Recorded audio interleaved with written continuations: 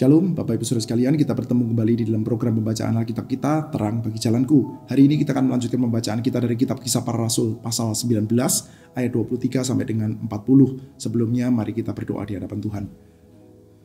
Bapa di dalam surga, kami berdoa meminta pertolongan-Mu, kiranya Tuhan dengan belas kasihan-Mu boleh beserta dengan kami. Pimpinlah kami Tuhan dalam kesederhanaan kami untuk kami boleh membaca dan mengerti, dan kehidupan kami pun boleh diarahkan, digerakkan melalui pembacaan kitab suci yang sehat. Terima kasih ya Bapa, dalam nama Tuhan Yesus kami bersyukur. Amin. Kira-kira pada waktu itu timbul huru-hara besar mengenai jalan Tuhan. Penyebabnya adalah seorang laki-laki bernama Demetrius, seorang tukang perak, yang membuat kuil-kuilan Dewi Artemis dari perak. Usahanya itu mendatangkan penghasilan yang tidak sedikit bagi tukang-tukangnya. Ia mengumpulkan mereka bersama-sama dengan pekerja-pekerja lain dalam usaha yang sejenis dan berkata, "Saudara-saudara, kamu tahu bahwa kemakmuran kita adalah hasil usaha ini. Sekarang kamu sendiri melihat dan mendengar bagaimana Paulus ini, bukan saja di Efesus, tapi juga hampir di seluruh Asia, telah membujuk dan menyesatkan banyak orang dengan mengatakan bahwa apa yang dibuat oleh tangan manusia bukanlah ilah. Dengan demikian, bukan saja usaha kita terancam akan dihina orang, tetapi juga kuil Artemis, Dewi besar itu, akan kehilangan artinya. Lagi pula, Artemis sendiri yang disembah oleh seluruh Asia dan seluruh dunia yang beradab akan kehilangan kebesarannya." Mendengar itu, meluaplah kemarahan mereka. Lalu mereka berteriak-teriak, "Besarlah Artemis, Dewi orang Efesus." Seluruh kota menjadi kacau dan mereka ramai-ramai membanjiri amfiteater serta menyeret Gaius dan Aristarchus, keduanya orang Makedonia dan teman seperjalanan Paulus. Paulus mau pergi ke tengah-tengah rakyat itu, tetapi murid-muridnya tidak mengizinkannya. Bahkan beberapa pembesar Asia yang bersahabat dengan Paulus mengirim pesan dan mendesaknya supaya jangan masuk ke amfiteater itu. Sementara orang yang berkumpul dalam gedung itu berteriak-teriak, dan seorang mengatakan ini dan yang lain mengatakan itu, sebab kumpulan itu kacau balau dan kebanyakan dari mereka tidak tahu untuk apa mereka berkumpul. Lalu seorang bernama Alexander didorong ke depan oleh orang-orang Yahudi yang mendapat keterangan dari orang banyak tentang apa yang terjadi. Segera ia memberi isyarat dengan tangannya dan mau memberi penjelasan sebagai pembelaan di depan rakyat itu. Namun ketika mereka tahu bahwa ia orang Yahudi, berteriaklah mereka bersama-sama kira-kira 2 jam lamanya, "Besarlah Artemis, Dewi orang Efesus." Tetapi sekretaris kota menenangkan orang banyak itu dan berkata, "Hai orang Efesus, siapa di dunia ini yang tidak tahu bahwa kota Efesus lah yang memelihara baik kuil Artemis yang maha besar maupun patungnya yang turun dari langit. Hal itu tidak dapat dibantah. Karena itu hendaklah kamu tenang dan janganlah terburu-buru bertindak. Sebab kamu telah membawa orang-orang ini ke sini, walaupun mereka tidak merampok kuil dan tidak menghujat ilah kita. Jadi, jika Demetrius dan tukang-tukangnya mempunyai pengaduan terhadap seseorang, bukankah ada sidang-sidang peradilan dan ada gubernur? Kesanalah hendaknya kedua belah pihak mengajukan dakwaannya. Jika ada sesuatu yang lain yang kamu kehendaki, baiklah kehendakmu itu diselesaikan dalam sidang rakyat yang sah. Sebab kita berada dalam bahaya akan dituduh bahwa kita menimbulkan huru-hara pada hari ini, karena tidak ada alasan yang dapat kita kemukakan untuk membenarkan kumpulan yang kacau balau ini." Dengan kata-kata itu, ia membubarkan kumpulan rakyat itu. Ya, saudara-saudara sekalian, kita masih mengingat bahwa di dalam perjalanan misi ketiga, satu buah basis penginjilan penting Paulus adalah di Efesus, satu buah kota yang sangat penting di provinsi Asia, saudara. Nah, saudara, kita melihat ya bahwa di Asia, saudara, terutama di Efesus, saudara, salah satu penyembahan yang paling utama adalah penyembahan terhadap Dewi Artemis. Ini nama latinnya adalah Dewi Diana, saudara. Saudara kalau tahu, saudara, ada dewi yang memiliki buah dada yang banyak, saudara, melambangkan kesuburan, saudara. Dan kita tahu, saudara, di dalam bentuk yang berbeda-beda, saudara, memang masyarakat itu memuja kesuburan, saudara. Bahkan sampai saat ini sekalipun, saudara, di dalam gereja pun ya, kadang-kadang diberitakan teologi kesuburan, atau judulnya namanya adalah teologi kemakmuran, saudara. Intinya, saudara, yang dipuja, yang diinginkan, yang didamba-dambakan oleh banyak orang itu adalah kesuburan atau kemakmuran. Dan kita tahu, saudara, bahwa ini menjadi satu buah usaha yang akhirnya menggerakkan sendi-sendi kehidupan masyarakat di dalam kota atau bahkan di dalam seluruh provinsi itu, saudara. Dan pada waktu itu, saudara, ada seorang yang bernama Demetrius, dia mempunyai banyak tukang-tukang, saudara, dan dia itu sudah mendeteksi, saudara, wah, kalau berita Injil this fellow Paul gitu ya, Paulus yang memberitakan tentang Yesus Kristus itu akhirnya betul-betul bisa convert ya banyak orang di Efesus, maka nanti signifikansi dari Dewi Artemis itu akan makin lama makin berkurang. Dan tentu saja kalau signifikansinya berkurang, berkurang, maka omsetnya mereka juga akan berkurang, saudara. Karena mereka adalah pekerja yang terutama, bekerja dengan membuat patung dewa-dewinya Artemis, saudara. Nah, pada waktu itu, saudara, Artemis itu patungnya itu menghiasi, bisa dikatakan seantero kota, saudara. Mau yang besar, mau yang kecil dalam kehidupan masyarakat, saudara. Patung Artemis itu menjadi semacam satu hal yang sangat-sangat utama, saudara. Dan kita melihat pada waktu itu, saudara, menyerang Artemis, menyerang kepercayaan terhadap Artemis, itu artinya hampir sama dengan menyerang satu buah sendi utama pergerakan kota tersebut, saudara. Saudara bisa bayangkan ya, kalau ada satu buah kota, coba bayangkan saja, saudara, ini tidak ada ya, satu buah kota yang perekonomiannya itu digerakkan oleh penjualan permen. Misalkan, saudara ya. Lalu bahkan provinsi itu, sudah satu buah provinsi itu digerakkan ya, omset besarnya itu ya, pekerja-pekerja, lalu kehidupan masyarakat, itu APBD-nya kota itu banyak sekali dihasilkan dari pajak dari pabrik permen tersebut, sudah. Lalu saudara berkampanye dengan terang-terangan dan dengan berapi-api, sudah, di dekat-dekat pabrik atau di sekitar kota itu tentang betapa bahayanya gula, betapa bahayanya permen, dan betapa permen yang saat itu sedang dikampanyekan, permen yang diproduksi di dalam pabrik itu adalah punya kadar gula yang sangat tinggi. Nah, Anda itu berkampanye dengan menyajikan data-data yang ilmiah mungkin, saudara. Anda menyajikan, tahu tidak, BPJS itu terutama ya, pasien-pasiennya adalah karena gula, ya, sekian persen gitu ya. Lalu pendapatan negara itu banyak dipakai untuk subsidi untuk urusan BPJS ini karena penyakit-penyakit yang seperti ini, sudah berkaitan dengan gula, sudah. Sudah, kira-kira kalau melakukan itu apa yang terjadi, sudah? Salah satu yang paling cepat adalah, pertama, pemilik bisnis. Kalau melihat, sudah, Anda teriak-teriak sendiri nggak ada yang mendengarkan, ya oke, sudah. Tetapi sudah tampaknya teriakan atau berita tentang Injil itu bukan menjadi satu buah teriakan yang tidak didengarkan oleh siapa-siapa, sudah. Itu bisa betul-betul menggoncangkan banyak orang. Maka orang yang punya bisnis itu, sudah, mulai berpikir, wah, ini bahaya ini. Maka mereka gerakkan ya, mulai dari para anak buahnya gitu ya, para pekerja-pekerjanya, sampai akhirnya, sudah, dikasih tahu bahwa, ingat ya, bisnis kita bergantung kepada pembuatan patung-patung ini. Tapi ini bukan cuma urusan bisnis loh, tentu saja agama yang underlying, sudah, agamanya. Seringkali, sudah, agama itu menjadi semacam kayak kedok ya, menjadi kedok. Padahal sebetulnya yang diutamakan adalah bisnis. Tapi by the way, agamanya sekalipun sudah adalah agama kesuburan. Ya udahlah, sudah ya. Ini ya, urusan bisnis berkedokkan agama. Tapi agamanya juga adalah agama yang menyangkut tentang urusan kesuburan Dewi Artemis, sudah. Maka sudah seluruh rakyat pun terjadi riot ya, terjadi semacam kayak kerusuhan di dalam kota itu. Orang-orang itu berteriak, hidup Artemis, hidup Artemis, Dewi kota Efesus, sudah ya. Tentu saja, sudah, memang itu yang menggerakkan sendi-sendinya kota, sudah. Orang sudah selama ya, quote and unquote ya, berpuluh-puluh tahun, sudah, hidupnya itu digerakkan oleh Artemis. Bahkan mereka percaya, sudah, itu ada semacam kayak meteor yang datang gitu ya, itu adalah patungnya Artemis ya, datang sendiri, sudah, sehingga mereka itu memelihara kuilnya. Mereka sungguh-sungguh percaya itu, sudah. Dan sekarang, sudah, beritanya Paulus yang membuat mereka itu percaya kepada Tuhan Yesus Kristus, membuat Artemis itu kehilangan signifikansi. Kepercayaan orang terhadap Dewi Artemis, tahyulnya di satu sisi, sudah, tapi di sisi yang lain, sudah, kalau kita mau deep dive ya, menggali dengan lebih dalam, sudah, kepercayaan seseorang terhadap kesuburan itu juga harus ditantang secara radikal, sudah. Dan mereka tidak biasa membiarkan itu terjadi, sudah. Maka terjadilah satu buah kerusuhan, sudah. Yang menarik ya, ketika terjadi kerusuhan ya, nanti ada satu orang Yahudi yang didorong, sudah, Alexander, sudah. Nah, ini buat apa, sudah, kita punya cerita tentang Alexander ini, sudah ya. Nah, ini ya, saya coba bacakan ya. Lalu seorang bernama Alexander didorong ke depan oleh orang-orang Yahudi. Ia mendapat keterangan dari orang banyak tentang apa yang terjadi. Segera ia memberi isyarat dengan tangannya dan mau memberi penjelasan sebagai pembelaan di depan rakyat itu. Namun ketika mereka tahu bahwa ia orang Yahudi, berteriaklah mereka bersama-sama, kira-kira 2 jam lamanya, besarlah Artemis, Dewi orang Efesus. Di satu sisi, sudah, kita diajak untuk melihat pandangan kebanyakan orang ya tentang orang Yahudi itu seperti apa, saudara. Pandangan kebanyakan orang tentang Paulus dan tentang orang Yahudi, yaitu seperti apa, saudara? Bahwa Paulus itu sekedar adalah orang Yahudi radikal saja. Jadi Paulus itu apa? Paulus adalah pemberita agama Yahudi, wis nggak salah juga, saudara ya. Pemberita agama Yahudi yang lebih radikal daripada agama Yahudi yang resmi saja.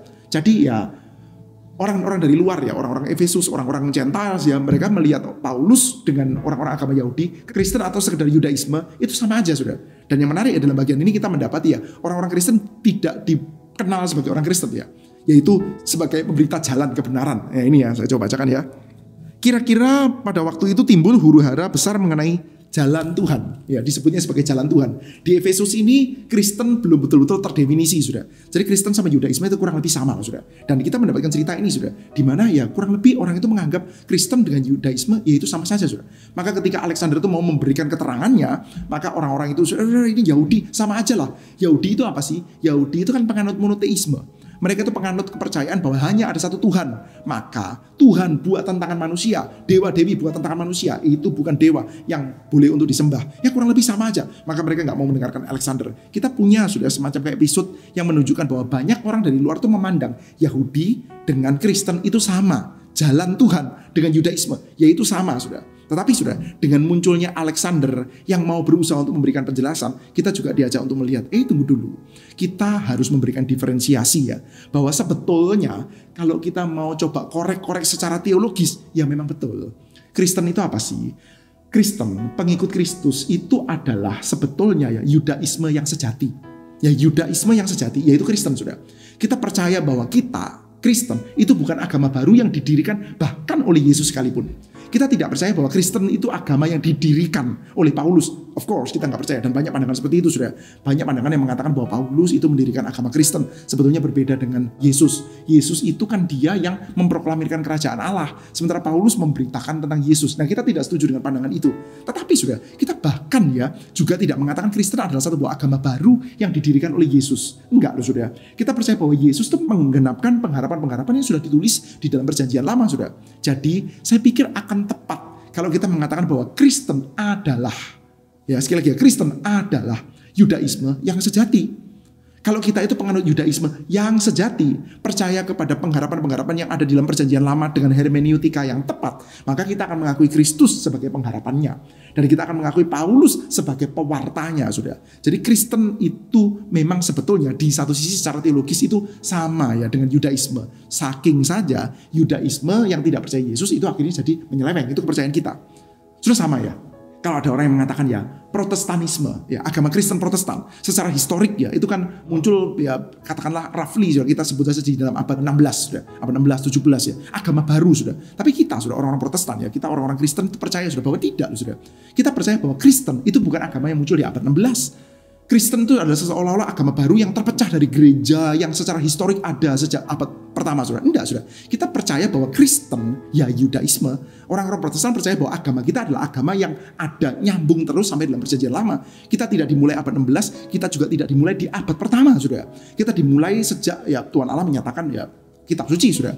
Jadi sudah, Kristianitas itu bukan agama abad 16. Meskipun ya saudara-saudara kita mungkin banyak yang beragama Katolik mengatakan itu adalah agama baru itu. Kamu memutuskan diri, memisahkan diri dari satu buah gereja yang benar, gereja yang kudus dan am. Nah, kita tidak percaya itu sudah. Orang-orang Protestan percaya bahwa kita tidak pernah memutuskan diri dari Universal Church, dari gereja yang kudus dan am. Tidak percaya, tidak pernah sudah. Kita dalam pengakuan iman rasuli kita mengatakan, aku percaya kepada Roh Kudus, gereja yang kudus dan am, atau Holy Catholic Church. Kita gereja Protestan juga mengungkapkan pengakuan iman itu sudah. Karena kita percaya bahwa iman kita tidak dimulai abad 16. Iman kita grounded kepada Yesus Kristus yang ada dalam abad pertama. Lalu kenapa ada reformasi Protestan sudah? Nah justru reformasi Protestan itu mempercayai bahwa gereja pada waktu itu jalannya sudah menyeleweng, tidak sama dengan pengajaran para rasul, oleh karena itu dikembalikan. Jadi sudah, kita percaya bahwa kita bukan membuat agama baru, tetapi sudah berada di dalam inline yang satu buah garis sudah. Jadi secara teologis ya, Protestan, Kristen, Yudaisme, agama yang sama. Sebetulnya secara teologis ya. Cuman ya secara administratif akhirnya kita memang harus membuat diferensiasi. Termasuk sudah di dalam abad pertama sudah. Secara teologis ya betul sih. Yang diberitakan Paulus, yang diberitakan Yesus yaitu Yudaisme. Tetapi sudah secara administratif kita perlu sudah mulai membedakan ya. Karena kita percaya bahwa pada waktu itu Yudaisme ternyata nggak mau mengakui Yesus. Yudaismenya itu ternyata tidak mengakui Yesus sebagai pengendapannya. Maka mereka memang berbeda sudah. Meskipun orang luar menganggap Alexander itu bersama lah sama Paulus, sama Demetrius, semua itu sama orang-orang ini ya, yang bersama di dalam Paulus di dalam perjalanannya ya. Dikatakan ini ya, seluruh kota menjadi kacau dan ramai-ramai membanjiri amfiteater serta menyeret Gaius dan Aristarchus. Maaf sudah, Gaius dan Aristarchus sudah. Jadi ya sama aja, Gaius, Aristarchus, Paulus, Alexander ya sama aja, nggak sama sudah, nggak sama. Karena apa? Alexander tidak mempercayai Yesus. Alexandernya itu dimunculkan ya episode ini ya. Mungkin Alexandernya mau menjelaskan, kita nggak sama loh ya. Kita bukan yang membuat kerusuhan loh ya. Yang membuat kerusuhan adalah that fellow Paul. Ya, tapi mereka menganggap sama saja. Jadi dari episode kecil ini kita diajak untuk melihat sudah bahwa nggak sama loh ya. Alexander berusaha untuk menjelaskan bahwa mereka nggak sama, meskipun orang-orang menganggapnya sama sudah. Dan kita melihat ya, setelah itu terjadi satu buah kerusuhan, huru hara sudah. Lalu sudah dewan kota ya. Dewan kota tahu sudah bahwa Efesus adalah satu kota yang penting. Kota yang penting di Asia sudah. Urusan kerusuhan seperti ini tidak akan gampang-gampang ditolerir sama Romawi sudah. Maka di dalam ayat 40 dikatakan ya, sebab kita berada dalam bahaya akan dituduh bahwa kita menimbulkan huru hara pada hari ini. Karena tidak ada alasan yang dapat kita kemukakan untuk membenarkan kumpulan yang kacau balau ini sudah. Kumpulan itu kebanyakan kacau balau sudah ya. Banyak di antara mereka yang nggak tahu ada di sana itu untuk apa sudah. Pokoknya kumpulannya kacau balau sudah. Jadi sudah pada waktu itu ya sekretaris kotanya mulai berpikir-pikir, wah ini bahaya ini. Ini kalau sampai diterus-teruskan seperti ini nanti Roma nggak bisa mentolerir kita ini. Kumpulan kacau balau seperti ini tidak boleh terjadi di dalam kota yang sepenting Efesus. Apalagi kita membangga-banggakan Artemis. Maka sudah mereka mengatakan kalau Demetrius itu mau mengajukan tuntutan, silakan diajukan tuntutan. Tetapi tidak boleh sembarangan dianggap boleh kita melakukan kerusuhan lalu melakukan tindakan-tindakan vandalisme di sini sudah. Sudah by the way di dalam kerusuhan itu ya, ketika terjadi kekacauan itu sudah ada satu hal yang menarik ya, yaitu Paulus tidak diizinkan untuk berbicara.